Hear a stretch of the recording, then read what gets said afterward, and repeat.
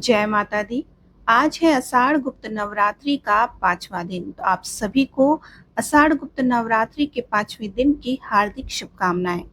आज आप सुनेंगे माँ दुर्गा के 5वें स्वरूप माता स्कंद माता की कथा और 10 महाविद्याओं की 5वीं महाविद्या माँ त्रिपुर भैरवी की कथा। तो आपसे अनुरोध है कि वीडियो को पूरा जरूर देखिएगा।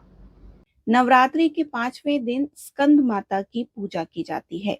स्कंद माता देवी दुर्गा का 5वां अवतार है। स्कंद माता का नाम 2 शब्दों से मिलकर बना है, स्कंद और माता।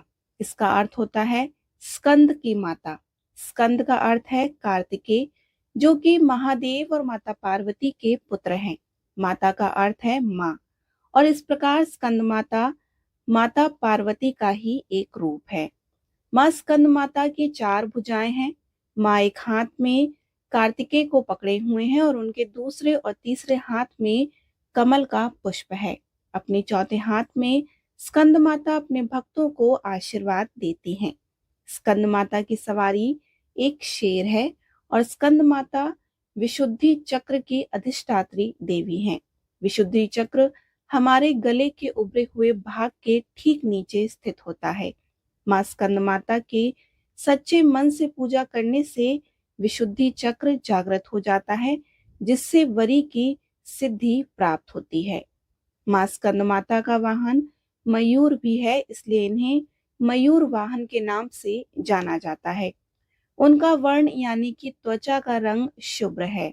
माता हमेशा कमल पर विराजित रहती हैं और इसलिए वह पद्मासन देवी के रूप में भी मानी और पूजी जाती हैं।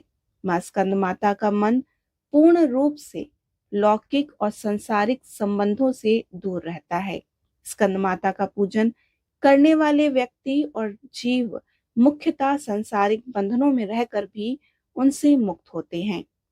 माँ दुर्गा के स्कंद माता अवतार की ऐसी मान्यता है कि माता सती द्वारा अपना देह त्यागने के बाद भगवान शिव ने खुद को सजा देने के लिए स्वयं को संसारिक बंधनों से दूर कर लिया था और एक तपस्वी के रूप में पहाड़ों के बीच कड़ी सर्दी में तपस्या करने चले गए।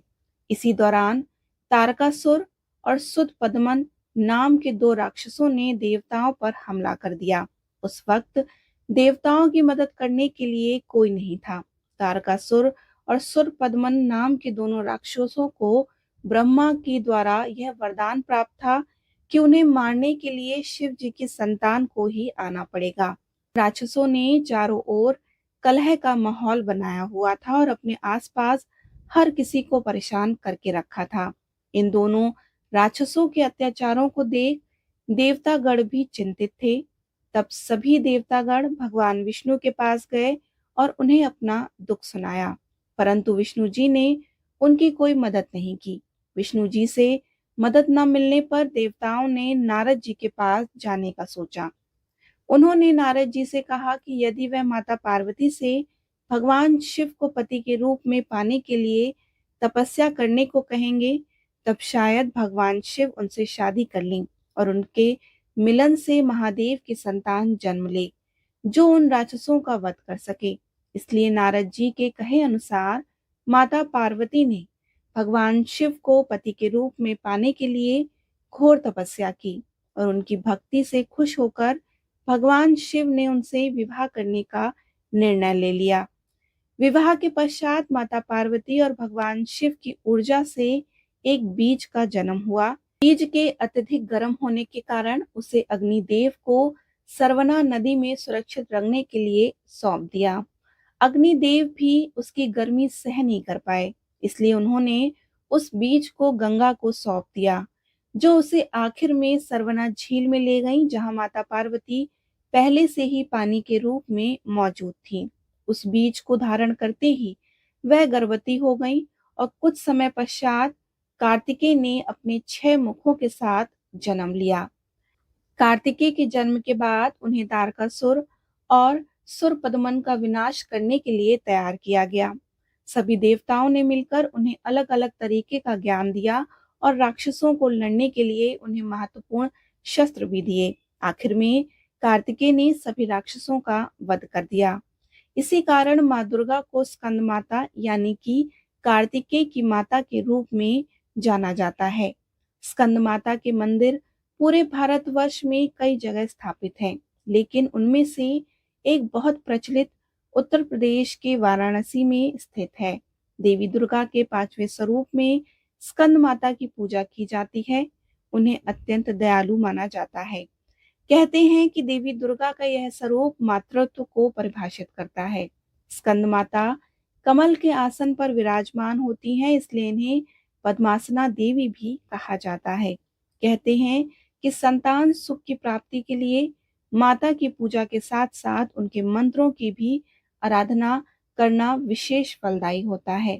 तो स्कंद माता की आराधना का मंत्र है ओम देवी स्कंद माताय नमः, अर्थात ओमकार स्वरूपी स्कंद माता, जो कि अपने भक्तों की समस्त इच्छाओं को क्षण भर में पूर्ण कर देने वाली हैं, उनके चरणों में बारंबार नमस्कार है। स्कंद माता की उपासना से बाल स्वरूप स्कंद भगवान की उपासना स्वयं ही हो जाती है। माँ स्कंद माता की उपासना से उपासक की समस्त इच्छाएं पूर्ण होती हैं। हमें भी स्कंद माता की शरण प्राप्त हो, यही प्रार्थना करनी चाहिए। विशेष माँ दुर्गा का स्कंद माता अवतार हमें यही सिखाता है कि कैसे एक माँ सदैव अपने बच्चे को अच्छाई की ओर बढ़ना सिखाती है। यदि कभी जीवन में बुराई का सामना करने के लिए शस्त्र भी उठाने पड़े, तो माँ अपना पूरा समर्थन देती है। इसलिए हमें अपनी माँ का सदैव सम्मान करना चाहिए और उन्हें हर चीज के लिए शुक्रिया कहना चाहिए। बोलिए देवी स्कंद माता की जय, माँ भगवती दुर्गा की जय। अब आज हम 10 महाविद्याओं में 5वीं महाविद्या की कथा सुनाएंगे। 5वीं महाविद्या है माँ त्रिपुर भैरवी। भैरवी 10 महाविद्याओं देवियों में 5वीं देवी हैं। देवी का यह भैरवी स्वरूप अत्यंत भी भयंकर है, जो देवी काली के समान है। देवी भैरवी भगवान भैरव की अर्धांगिनी है, जो भगवान शिव का विनाशकारी रौद्र रूप है। भैरवी को दुर्गा सप्तशती में चंडी के नाम से वर्णित किया जाता है, जिन्होंने चंड मुंड नामक 2 दैत्यों का वध किया। हिंदू पंचांग के अनुसार भैरवी जयंती मार्गशीर्ष पूर्णिमा को मनाई जाती है। देवी भैरवी के 2 भिन्न भिन्न स्वरूप के साथ चित्रित किया जाता है। देवी भैरवी का एक स्वरूप देवी काली के समान है। देवी को शमशान में एक बिना सिर वाले शव के ऊपर विराजमान दर्शाया गया है। उनकी 4 भुजाएं हैं, जिनमें वह त्रिशूल, तलवार तथा राक्षस का कटा हुआ मस्तक लिए हुए हैं तथा उनकी चौथी भुजा अभय मुद्रा में है, जो भक्तों को अभय प्रदान करती हैं। एक अन्य स्वरूप में देवी भैरवी को देवी पार्वती के समान दर्शाया जाता है। इस स्वरूप में देवी भैरवी सहस्त्रों उगते सूर्य के प्रकाश से दीप्तिमान प्रतीत होती हैं। देवी भैरवी चतुर्भुज रूप में विराजमान रहती हैं और वह 2 हाथों में पुस्तक तथा माला धारण करती हैं। उनकी शेष 2 भुजाएं अभय मुद्रा एवं वरद मुद्रा में रहती हैं।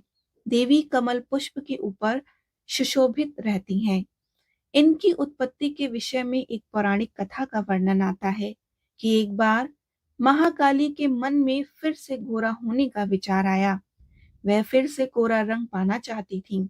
अब इसके बाद देवी अंतर्ध्यान हो जाती हैं। जब महादेव काली को अपने सामने नहीं पाते तो चिंतित हो जाते हैं और देवर्षि नारद से देवी के विषय में पूछते हैं। तब नारद उन्हें देवी के बारे में बताते हुए कहते हैं कि वह तो उत्तरी सुमेरु में प्रकट होंगी। महादेव के आदेश के अनुसार नारद देवी को खोजने के लिए निकल पड़े। उत्तरी सुमेरु पहुंचने पर नारद ने देवी के सामने महादेव से विवाह करने का प्रस्ताव रखा।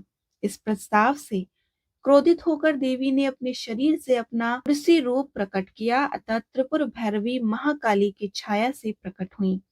रुद्र तंत्र के अनुसार सभी महाविद्याओं में भगवान शिव की शक्तियां हैं और देवी भागवत के अनुसार माँ त्रिपुर भैरवी महाकाली का ही रुद्र रूप है। तांत्रिक ग्रंथों के अनुसार माँ त्रिपुरा संसार के तीनों लोकों, भूलोक, भुवरलोक और स्वर्गलोक में व्याप्त बुराई और अराजकता का अंत करती हैं। त्रिपुरा का अर्थ है तीनों लोक और भैरवी का अर्थ है भय को दूर करने वाली देवी। इन्हें तीनों लोकों की अधिष्ठात्री देवी माना जाता है, जो अपने भक्तों को भय और बुराई से मुक्त करती हैं। कुछ पौराणिक कथाओं में त्रिपुर भैरवी को महाकाली और मां तारा देवी का संयोजन माना जाता है। वे महाकाली की उग्रता और तारा की करुणा का सम्मिश्रण है, जिससे वे त्रिपुर भैरवी देवी बनती है। मां त्रिपुर भैरवी का स्वरूप अत्यंत उग्र और शक्तिशाली होता है। उन्हें अक्सर लाल वस्त्र में सुसज्जित किया जाता है और उन्हें मुख से ज्वाला प्रकट होती है। उनकी आंखें उग्रता से भरी रहती हैं और मां त्रिपुर भैरवी का वाहन सिंह है, जो उनकी शक्ति और शाह का प्रतीक है।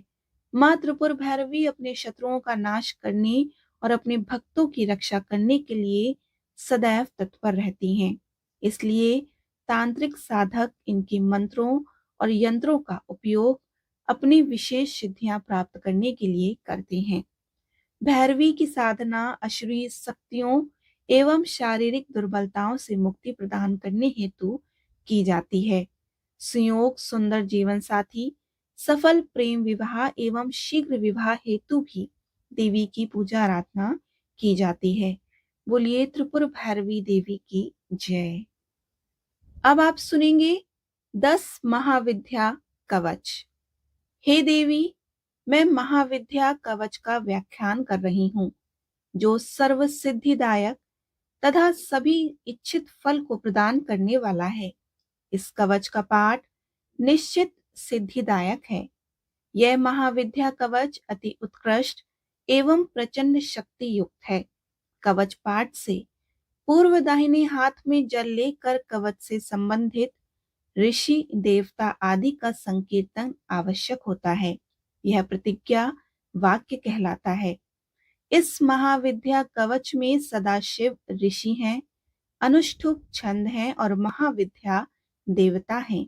धर्म, अर्थ, काम तथा मोक्ष प्राप्ति इस कवच पाठ से प्राप्त वह विषय है। एम बीज अर्थात भगवती मातंगी मेरे सिर की, काम बीज क्लीम अर्थात भगवती काली हृदय की तथा रमय बीज श्रीम अर्थात भगवती महालक्ष्मी मेरी नाभि, गुदय प्रदेश और पैरों की रक्षा करें। त्रिपुर सुंदरी मेरे मस्तक की उग्र, छिन्नमस्ता मेरे कंठ की, भगवती काली समस्त शरीर की तथा त्रिपुर भैरवी गुदय प्रदेश की रक्षा करें। पूर्व दिशा में वाराही, दक्षिण में ब्रह्माणी, उत्तर में वैष्णवी, पश्चिम दिशा में चंद्राणी, पूर्व और दक्षिण का मध्य भाग अग्निकोण होता है। उसमें भगवती महेश्वरी मेरी रक्षा करें। दक्षिण और पश्चिम का मध्य नेतृत्व है। इसमें देवी कमला, पश्चिम और उत्तर का मध्य भाग वायव्य होता है। उसमें कुमारी, उत्तर और पूर्व का मध्य भाग ईशान दिशा है। उसमें महाशक्ति चामुंडा मेरी रक्षा करें। इस कवच को बिना जाने जो मनुष्य महाविद्या मंत्र को जपता है, उसे सहस्त्रों वर्षों में भी फल प्राप्त नहीं होता। बोलिए महाविद्या देवियों की जय।